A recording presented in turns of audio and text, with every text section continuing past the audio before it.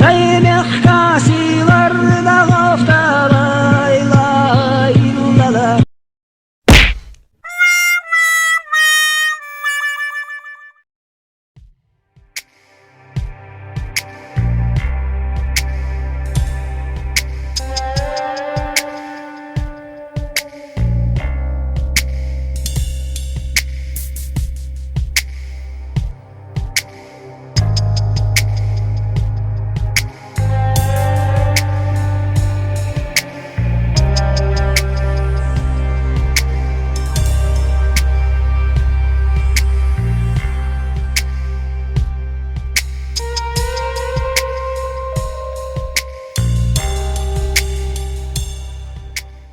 В комментариях Галгаи все время пишут про каких-то купчи.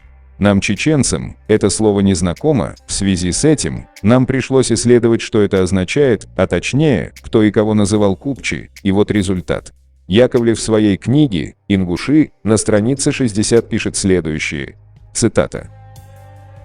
«Не меньше поводов к разрыву родового единства имеют и богатеющие семьи немногочисленных пока в Ингушетии мелких торговцев, ростовщиков и так далее.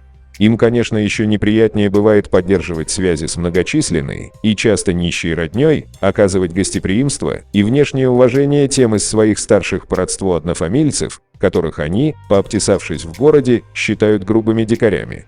Особенно же в тягость становятся родственные связи, такому купчику, если они вынуждают его раскошелиться и по обычаю оказать денежную помощь какому-нибудь бедному родственнику-однофамильцу». Конец цитаты. Оказывается, так между собой называли галгаев, и они пытались оскорбить нас своими кличками. Но мы не ингуши, то есть не купчи. И все попытки недоброжелателей привить нам свои оскорбительные клички тщетны.